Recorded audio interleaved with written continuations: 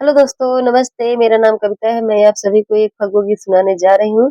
अगर मेरी गीत अच्छी लगे तो वीडियो को लाइक करें, शेयर करें और कमेंट करें। भोला गईले बाजार, भोला गईले बाजार, गौरा जी सोचेली मनवा में। गौरा गईले बाजार, भोला गईले बाजार, गौरा जी सोचेली मनवा में।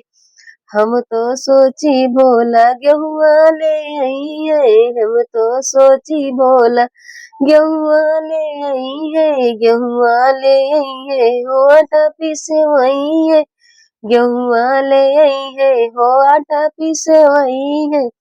जिया जरी गई हमार, जिया जरी गई हमार, गौरा जी सोचेली मनवा में।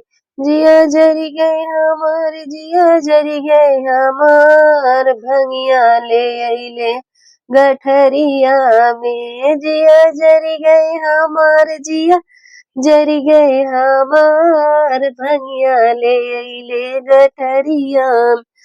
भोला गईले बाजार, भोला गईले बाजार, गौरा जी सोचेली मनवा में। गौरा गईले भोला गईले बाजार, गौरा जी सोचेली मनवा में। हम तो कहीं भोला लडुआ ले आई है, लडुआ ले आई है, ओ पेड़ा ले आई है। हम तो सोची भोला लडुआ ले आई है, लडुआ ले आई है, वो पेड़ ले आई है। जिया जरी गए हमार, जिया जरी गए हमार, भंगिया ले अइले गठरी में। जिया जरी गए हमार, जिया जरी गए हमार, भंगिया ले अइले गठरिया में। भोला गईले बाजार, भोला गईले बाजार, गौरा जी सोचेली मनवा में। भोला गईले बाजार, भोला गईले बाजार, गौरा जी सोचेली मनवा में। हम तो कही भोला चुनरी ले आई है, हम तो सोची भोला चुनरी ले आई है, चुनरी ले आई है, हो हमें पहनाई है। हम तो सोची भोला चुनरी ले आई है, चुनरी ले आई है, हो हमें पहनाई है। जिया जरी गए हमार, जिया जरी गए हमार, भंगिया ले अइले गठरिया में। जिया जरी गए हमार, जिया जरी गए हमार, भंगिया ले अइले गठरिया में। भोला गईले बाजार, भोला गईले बाजार, गौरा जी सोचेली मनवा में।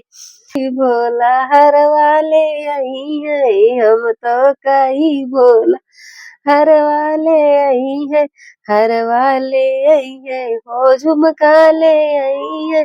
हम तो कही भोला हरवा ले आई है, हरवा ले आई है, हो झुमका ले आई है। जिया जरी गए हमार, जिया जरी गए हमार, नगवा ले अइले गठरिया में। जिया जरी गए हमार, जिया जरी गए हमार, नगवा ले अइले गठरिया में। भोला गईले बाजार, भोला गईले बाजार, गौरा जी सोचे ली मनवा में। भोला हम तो सोची भोला रंगवा ले आई है, हम तो सोची भोला रंगवा ले आई है, रंगवा ले आई है, ओ रंगवा ले आई है। अपना भी खेली है, हमें भी खेलाई है, अपना भी खेली है, हमें भी खेलाई है। जिया जरी गई हमार, जिया जरी गई हमार।